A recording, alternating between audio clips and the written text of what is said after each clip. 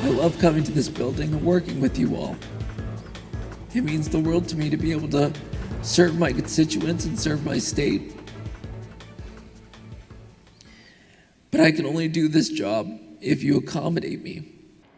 A paralyzed lawmaker making an emotional case there for a rules change he says he needs to do his job. We've been following the story of Democratic Representative Jimmy Anderson for months now. He asked to be able to phone in to committee hearings and for other changes he said would better accommodate his needs. Republicans offered those changes last week, but the GOP included other unrelated changes like being able to vote multiple times to override a veto. Democrats called it a poison pill. They ended up voting against it. So we're talking now with Representative Jimmy Anderson, who is at our Madison affiliate, WKOW TV. We appreciate your time, and I know that you're upset about what happened, Representative. So explain for people, why are you not happy about the changes Republicans made for you? Why did you vote against them when you worked so hard to get them? Right. It was a really unfortunate circumstance. And, I'd been working for months to try to get these accommodation changes made through a variety of measures. And it was unfortunate that despite all of my work and trying to compromise with my Republican colleagues, they decided to include my accommodations with a bunch of other unrelated rule changes that would have limited the powers of the minority at a time when Republicans already hold all the cards. And so it made no sense to me. It was entirely within Republicans' control to have us all vote just on the accommodations, which I think we all would have supported, but for some reason they wanted to include it all together.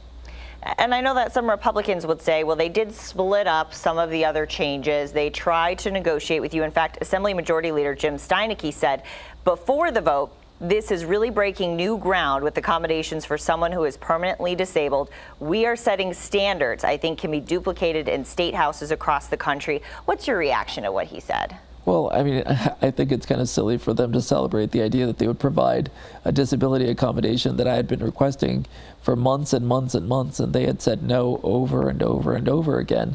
And they didn't even include me when writing the disability accommodations. The one person who would probably most likely benefit from these negotiations, I wasn't included. I think that's a little silly, but the problem with not including me in the conversation was that there are a lot of issues with even the disability accommodations they provided that probably still violate the ADA, but they were unwilling to negotiate and have these kinds of conversations. I know that some of the Republicans said they did reach out to you before the vote, I think on Tuesday, to try to talk to you about it. Did you hear from them? So they had a secret conversation, and then they brought me in last minute to tell me that this was the accommodations they were going to be provided. I asked for there to be changes made, the main one being that they make it its own resolution, so that way we could all vote on it together as Democrats or Republicans, and they still refused to even do that. And so I remember Representative Steineke saying that I should have been appreciative because they could have just dropped it on our laps on Thursday. And I don't think the right thing is to sit there and say that we could have been less inconsiderate, so you should appreciate our being slightly inconsiderate. Where does this go from here? What next? So I am glad that we've made at least one step in the right direction, and that we're going to be able to allow individuals with disabilities to call into committee hearings when their disability requires it. But my other accommodations were completely ignored, and so I think that there's still some issues that need to be hashed out, and I'm hoping to continue to work with everybody to try to accomplish those goals. I know in the past you've talked about a potential lawsuit. Are you still considering that?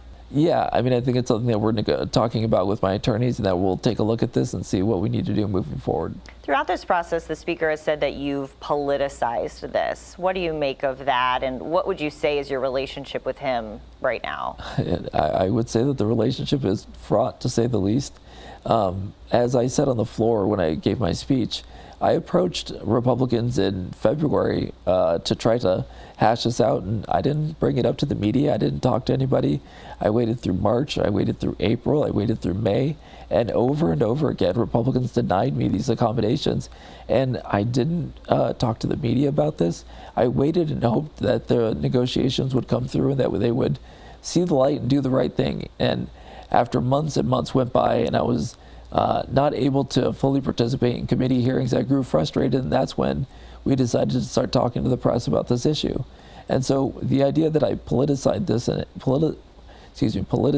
in any way, I think is a completely not true and devoid of any fact. Representative Anderson, thank you. Thank you. It might not seem like a big deal to adults, but it definitely is to some kids. The Assembly last week passed a bill that would allow minors to run lemonade stands without a permit or a license. The bill now goes to Governor Evers for his signature. You can catch up on all of the legislative action by checking out the Quorum Call blog kept by our editorial partner, WizPolitics.com. Next, a show of support for the F-35.